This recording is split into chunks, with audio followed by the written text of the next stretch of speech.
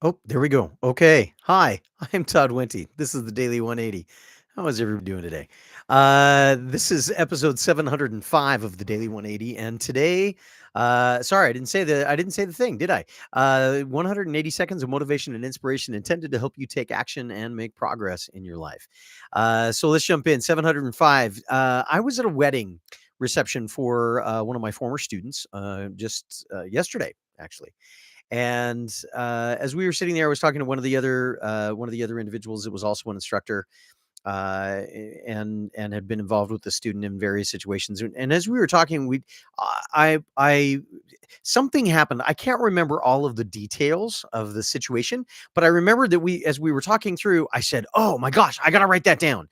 I am definitely going to talk about that on my next Daily 180." And what I wrote down was holding grudges. That was the word I wrote down. And I remembered the thought that I had as we were going through and talking about stuff is that we as human beings, unfortunately, can be really good at holding grudges. We remember something that happened and we hold on to it. We remember a time that somebody cut us off on the freeway, right? And we rehearsed that information to other people throughout the course of the day, and we use that information to try and say, "Wow, I'm so much of a better person than they are because I would never cut anybody off." But the reality is, sometimes we do that, we just don't notice. You cut people off. You're trying to move over and merge them with traffic, and somebody else feels like you cut them off. Um, but when somebody cuts us off, it feels like a personal attack. We can hold on to that. Now, maybe that grudge isn't quite such a big deal because, quite frankly, we're going to get cut off by lots of people along the way, right? But sometimes we hold grudges about things that happened to us earlier. I was talking with a friend of mine, and this was in an unrelated kind of a situation.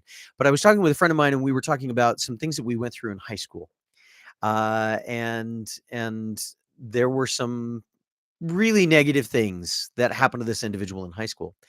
And it would have been very natural to hold a grudge. And in fact, the person did for about 10 years.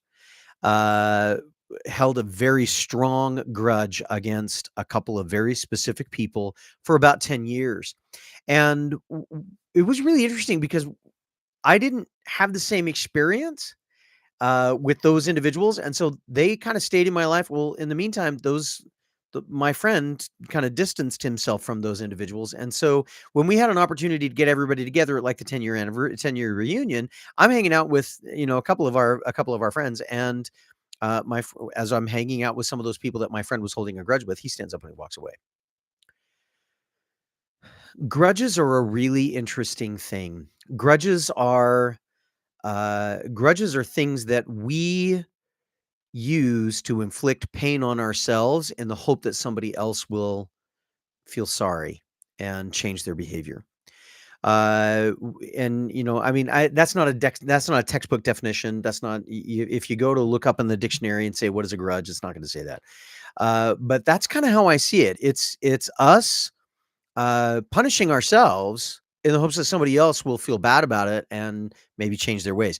It's not so much that we want them to apologize to us, is that we want him to change. We want him to do something different. And so we keep holding on to that grudge. And sometimes we have the opportunity to bring it up. Oh, wow, back in da da da. When we do this with people outside of our family, maybe it doesn't hurt us too much. Maybe it cuts us off from opportunities and experiences that we might enjoy otherwise. But maybe it doesn't hurt us too much. But I'll tell you what, one of the places where I see us doing this a lot is we hold grudges with family.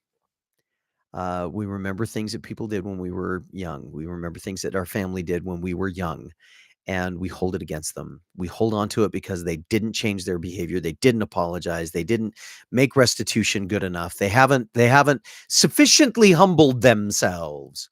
Who cares? We have to, if we want to see improvement in our lives, we have to make a conscious effort to let go of negative things that are holding us back. And maybe that means letting go of some grudges and letting those people have a little bit of grace and a little bit of kindness, because we have no idea, number one, whether or not they intended it maliciously, and number two, whether or not they whether or not they eat it. But if we keep holding on to it, we keep holding on to the negative, we've got a bigger problem. I do want to address one thing. So hopefully my call to action, if you notice that you're doing that, let go of it. Give it away. Give it away to somebody else. Write it down on a piece of paper and burn it. Do whatever it takes to get rid of that negativity in your life so that you can make more room for positivity. Because any negative information that we have in our lives that's getting our energy means there's something positive in our lives that is not getting our energy. And that keeps you locked in who you were and prevents you from being able to become who you are possible to be. Somebody said in one of the comments, Upbeat Babe, said, "Hey, don't to be that guy, but these are longer than 180 seconds." Yes, they are. Part of the reason for that is because I'm always feeling rushed, and so I'm giving myself a little bit more space. But the other reason that I continue to call this the Daily 180 is because most of my stuff that I say, if you find the really good parts, it's only about 180 seconds long. But we got a little extra time. So hopefully that's not a bad thing. And hopefully it works for everybody else because I know it's working pretty good for me. Thanks for your time. As always, this has been the Daily 180. Please share this with other people.